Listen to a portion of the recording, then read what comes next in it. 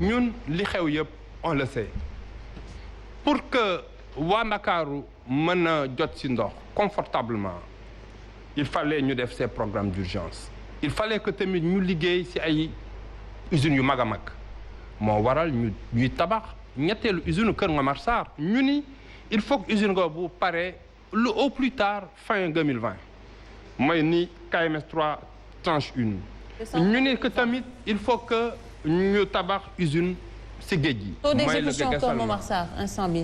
Kër Momar Sarr alhamdulilah on pense que incha allah buñ ci yàlla bàyyee fii ak fin d'année bu jàmm rek xewee la première phase dina noppi. D'accord alors dañuy ñëw très rapidement ci Ahmed Suzanne Camara laata may dem ci Omar Faye xam naa bëgg na intervenir depuis tout à l'heure depuis très longtemps ñu ngi wax ay problèmes d'eau l'État a eu à injecter énormément d'argent pour cela mais ba tey ñu ngi gis ne que ndox mu ngi nekk loo xamante ne c'est rare population yi gis nañ que ñu ngi révolté wu parce que amuñu ndox comment expliquer tout cela. yaa ngi wax ne boo paree ci man yaa ngi dem ci Omar Faye pour wax Omar Faye rek déjà que immeuble bi mu doon wax wetu assemblée kenn jaayu ko et loolu am naa ci ay preuves yu ma leer donc immeuble Bruyère donc en passant ci ndox mi defe naa directeur aussi dama koy féliciter DG vraiment exposé bi mu def am na solo te leeral na aussi lu bari jafe-jafe nag ci ndox comme ni mu ko waxee mënul ñàkk te boo ko xoolee ci àdduna bi yëpp jafe-jafe am na ci ndox mais État du Sénégal gouvernement du président Macky Sall mu ngi ciy def ay jéego yu am solo c'est vrai que neexuñu ñun suñu bopp parce que ci nguur gi lañ bokk mais aussi ay ci citoyens yi lañ bokk di ñàkk ndox tey bu Sicap Foire amee ñu ñàkk ndox man dama ciy bokk tey bu waa Patte d'Oie ñàkkee ndox certainement yow da nga ciy bokk ainsi de suite donc loolu ñi amul ndox ñu ngi leen di masaw bu baax bu ñu sañoon kenn du ñàkk ndox ku soxla ndox di nga ko am mais nag boo dégloo li mu wax des fois du question que ne manque de volonté la wala yooyu donc ni circuit bi di demee wala ni dispositif bi di demee wala ni nappe bi di demee wala boog ni dëkkuwaay bi di demee parce que Koungheul par exemple cité na ko léegi falaa dëkk falaa juddoo yor fa ay responsabilités conseil départemental bi maa ngi ci nekk je suis le vice-président alors donc jéego problème boobu Koungheul yàgg na quoi qu'on puisse dire. dégguma ma ne problème bi ngay wax ni Koungheul yàgg na mais tey ñoom indi nañ fa solution moom dem na fa Koungheul wane nañ ko ci télé bi Koungheul effectivement ci zone boobu Kaffrine xam nga Kaffrine seen ndox neexuloon par exemple Kaolack même chose comme ni ko professeur waxee Koungheul moo ci tane woon ndoxam doon na neex mais dañu dem ba mujj gi seen ndox muy am day xonq par exemple bu ndox mi génnee dafay xonq mooy li mu expliqué léegi ak fer beeg mais tey investissement bu am solo gouvernement Sénégal def na ko ci donc imaginez investissement yooyu yëpp bari na pourtant le problème reste entier parce que ay Darou Khoudoss la zone de Diogo problème yooyu moo fa am toujours. waaw mooy comme li mu wax léegi rek xam nga jafe-jafe yi bëri na ndax zone yi du benn ba pare zone bu nekk ak spécificité mais yooyu yëpp il faut nga régler ko yooyu yëpp aussi foog ñu jël ci ay matukaay. te bu ci nekk dafa am nu ñu koy régler mais loolu gouvernement du Sénégal mu ngi ci te da ciy continuer waaw Touba bi mu wax léegi aussi même chose man nekkoon naa Diourbel falaa defee sama formation donc xam naa zone boobu situation seen ndox Diourbel dama daan sangu mais damay jàpp ne man setuma parce que boo laalee sa yaram day ratax bu ko defee damay raguwaat kon jafe-jafe ndox am na. est-ce que mos ngaa sangoo ndoxu pompe comme si bànn ndoxu pompe bi mos nga ko sangoo sa yaram bi yëppay xasan parce que nit ñi amuñu ndox ci robinet yi. dañuy ngàcc maa ngi ñëwaat de chez vous tout de suite damay jox juste Omar Faye nga wax ci problème ndox bi parce que da nga yàgg alerté ci ay plateau Ndoumbelane chaque jour c'est une question qui te tient à cœur tey ñu gis ne que population bi ñu ngi koy ñaxtu yow lan nga ciy wax. waaw directeur dama am benn question moo koy laaj. mais immeuble bi.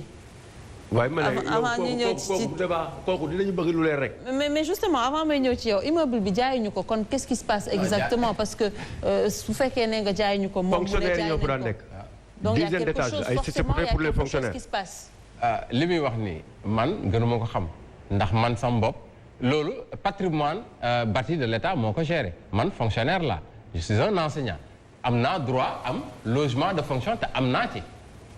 ak yooyu en tant que enseignant fonctionnaire foofu ngay wax noonu effectivement immeuble dafa yàgg demoon na ba commencé ñu yaakaar ne sax dafay daanu ak yooyu. donc professeur de yow enseignant bu ñuy jox kër nga. waaw si non mais un enseignant am na droit am kii logement de fonction un fonctionnaire am nga droit am logement de fonction. professeur am nga. man APR rek ñoo am kenn amul. dañ ko jaay. APR rek ñoo am kenn amul. moom dafa ne ma jaayuñu ko. non man kay dama ne jaayuñu ko. yow da nga dañ ko jaay ma ne la jaayuñu ko. d'accord allez-y. d'accord. Omar Faye doguma la sincèrement doguma la mais leen ne aussi xam nga nit ñi dañuy seetaan di ñu yónnee ay questions loolu c'est intéressant pour notre émission. dafa am benn waaye bu nekk bu sooy bu Fatick la nekk mu ne yéen bi ngeen ne da ngeen di rendre l'eau de Fatick potable l'eau est devenue encore plus salée.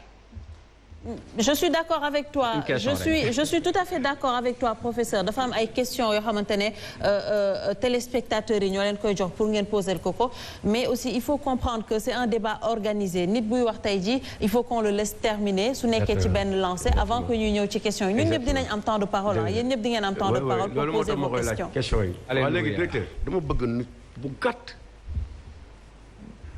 bu précis nga wax ma quelle est la situation de l'accès à l'eau tant sur le plan urbain comme sur le plan rural. Si deux mots, l'accès à l'eau en milieu urbain tend vers l'universalité. Accès à l'eau mooy jot ci ndox. C'est avoir un point d'eau ou avoir un branchement domiciliaire. À Dakar, c'est presque l'universalité. mooy jot ci ndox wala nga am robinet ki sa kër. wala am ci sa quartier benn robinet mbedd daanaka ñu ngi ci 98,5% en zone urbaine mooy li nga xam ne SONES SEN'EAU moom la ñuy faral di gérer mooy mooy dëkku taax yi en zone rurale léegi ñu àgg presque 90% ndaxte gis ngeen am na dëkk yu bari yoo xam ni même si ay jamono man ànd naa ministre bi si ay gox yu bari côté Linguère côté Dara côté même Matam côté Ranérou foo xam ni amoon na ay kilifa yu nekkoon si ay gouvernement ñu ne mësuñu am forage mësuñu am teen nga ñuy daw ay kilomètres tey ñu ñooñu newuma ku nekk am nga robinet ki sa kër de mais ku nekk gox ba nga dëkk am na point d'eau am na robinet ba am sax ay mbalka fu jur gi naan ba ñuy xalaat si dispositif boobu nan lañ leen si aménager ñu mën a def seen activité agricole mën a am koom si seen dëkk donc am na jéego yu bari mais c'est pas pour rien que président de la République si PSE si programme si PAP 2 bi le programme prioritaire bi accès yi mu cité 5 accès la benn bi ndox la ginnaaw courant bi donc mais ndox tardé woon nañ si tardé bu bari c'est vrai jamono ji il est difficilement acceptable nit ni awma ndox moo waral ambition ak xaalis bi nga xam ni yëpp ñu ngi ci dugal moo tax ñuy def rattrapage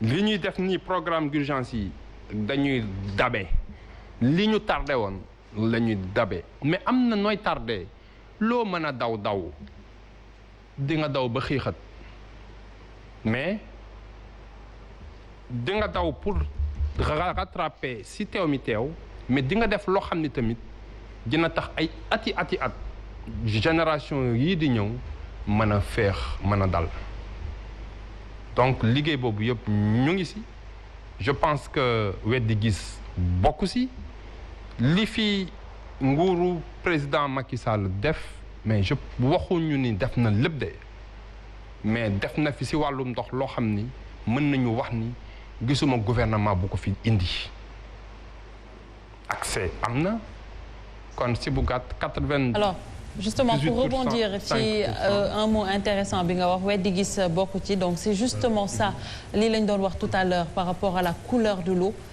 ça quand même gis nañ ko muy génn directement d'un robinet c'est extrêmement compliqué pour les populations. Mais cette eau, moi je peux vous dire que elle ne peut pas sortir d'un robinet. Donc c'est pas. Qu'est-ce que vous voulez dire? Oui, mais c'est une image que vous nous montrez. Rien ne vous savez maintenant une image def ay montage. Man démb sama ministre envoyé na ma benn photo WhatsApp. Photo am benn camion vidange bu taxaw pour mooy camion citerne yi nee nañoo ndox la ñuy indi. Mais quand on a regardé, mais c'était que des montages. Mais monsieur le directeur, on va prendre le risque tey jii di teg quand même di jàllale Sen TV vidéo boo xamante ne suñu ay techniciens yu yor réseaux sociaux yi defuñu saytu ba xam ne que montage la wala du montage. On va pas prendre le risque de le mettre directement à l'antenne. boo ko amatee d'accord mën nga ñu woo ñu ñëw constater ko ak yow wax la lu mu doon.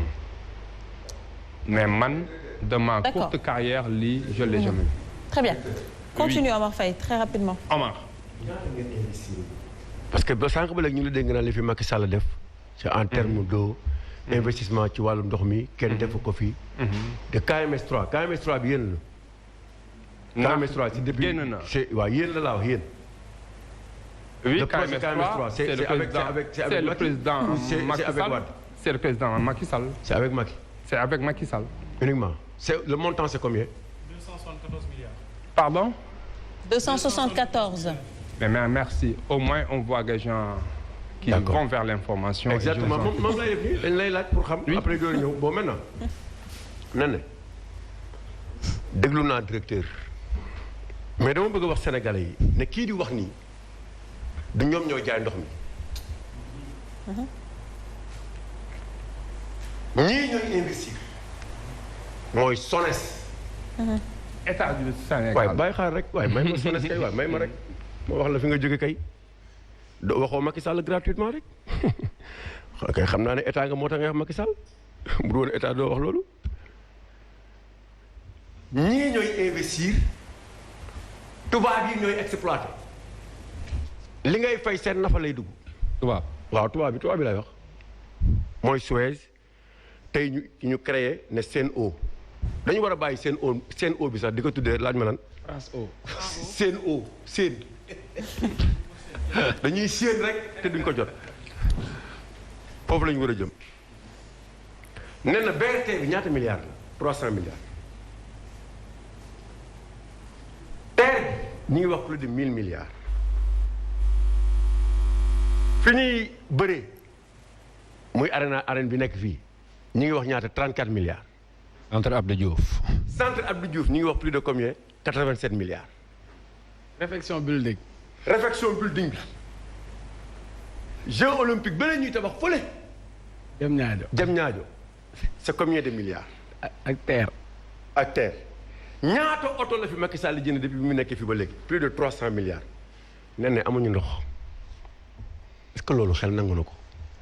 dans un pays sérieux dans un pays boo xamante ne chaque jour ñu ñuy wax émergence est-ce que loolu xel nangu na ko.